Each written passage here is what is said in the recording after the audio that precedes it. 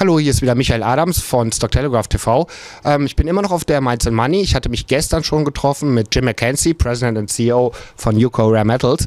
Wir haben gestern ungefähr 90 Minuten gesprochen. Es gab sehr interessante Informationen und jetzt möchte ich gerne, dass wir das auch für Sie nochmal in einer Zusammenfassung haben. Jim, we talked already yesterday for like 90 minutes. I was really impressed by all the information you gave me. So right now we are a little bit short in time, so we should wrap up in a couple of minutes. So what's Ucore all about, and what are the achievements in the last couple of months? Well, Ucore, I guess our number one achievement is that we've gotten control of the largest heavy rare earth deposit, the most advanced heavy rare earth deposit on U.S. soil, and our undertaking is to bring that to production as soon as possible. So that's it in a nutshell, but you asked, what have we accomplished in the last year or in recent months? 2013 has been a gangbuster year for us. We've accomplished a great deal. We delivered our PEA, which is a huge document. We got permitting from the U.S. Forest Service to move ahead on many fronts. We're installing a semi-permanent land camp. Because of that permitting, we're undertaking other capital expenses out at Bokan in the near future, including a weather station and water processing facilities, a docking facility, and so forth. So, in the near future, we have a lot to undertake as well. Would you like to hear about some of that stuff? Yeah, sure. Yeah. Okay. Well, where we're headed in the near future in 2014, it's all about delivering our feasibility study, right. And on the heels of that, we're going to get into construction, and we hope to have the mine producing by 2017. So in a nutshell there, what that incorporates is starting our permitting process in 2014. That could be 12 to 18 months or so. No guarantees on that front, but that's what we budgeted for time-wise. We've also started our pilot plant, which is a scaled-up version of our processing facility, not full size, but certainly bigger than bench size. And then ultimately that culminates in our feasibility statement and seeking our final financing in order to construct the mine and get into production. Sounds like you're on a fast track to production almost, right? So talking about the permitting process, do you expect any problems there, any challenges with the permitting? Well, you can't be overconfident when it comes to permitting. Any mine in the free world, it has to go through the proper steps and permutations to attain permitting. I can say, though, that we've gotten a great deal of support thus far from the U.S. Forest Service to move ahead on a permitting front. The state of Alaska, which is responsible for a certain amount of the permitting, has been very accommodating and been very helpful to us. So we don't see any unusual obstacles coming our way on the permitting front.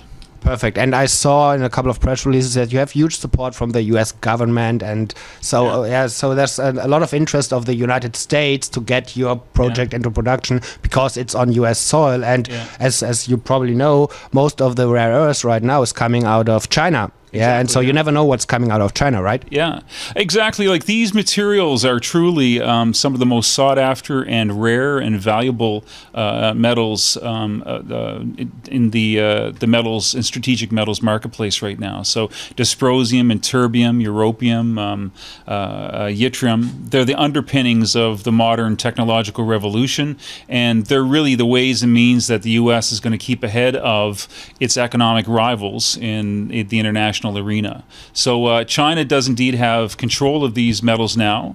It's sort of an artificial monopoly in as much as they've been producing it for a long enough period that others have gotten out of the game, and now countries like the US, it's their mandate to get back into the game. Right. Talking about the cost to go into production, the capex, that most of the time, or a lot of times, it's really tough to get financing.